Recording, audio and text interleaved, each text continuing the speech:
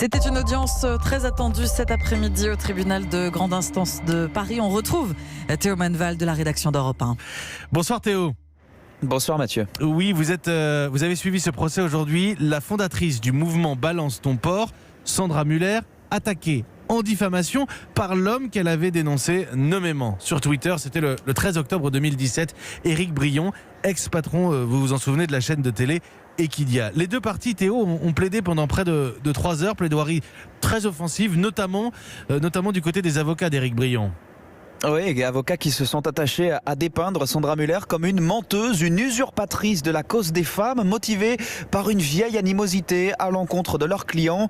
Ils ont exhumé, ces avocats, des échanges de messages sur Facebook 4 ans après l'agression verbale subie par Sandra Muller, mais 1 an avant qu'elle ne la dénonce publiquement, échanges dans lesquels elle reproche à Éric Brion de ne pas s'être abonné aux médias qu'elle dirige. Bref, le procès d'une diffamation qui serait motivée par une rancœur professionnelle. Sandra Muller n'est pas d'accord. Évidemment que je ne suis pas une menteuse puisqu'il a reconnu les faits, il a reconnu les paroles. Et usurpatrice de quoi? Quand on est une femme, on va avoir des paroles déplacées, il faut se taire et il ne faut pas le dire parce que si vous le dites, vous êtes attaqué en justice. On est dans une inversion des rôles. À la barre, ces avocats soulignent au contraire son courage à Sandra Muller, son rôle dans la libération de la parole des femmes. Ils dénoncent un procès visant à la bâillonner. Argument balayé par le conseil d'Éric Brion. Maître Benoît.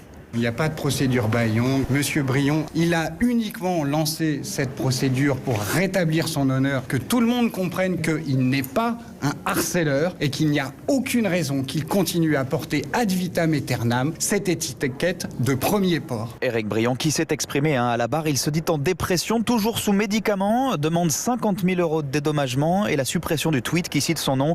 Le jugement sera rendu, Mathieu, le 25 septembre prochain. Et on surveillera évidemment. Merci Théo Manval en direct ce soir sur Europe 1. Il est 18h26.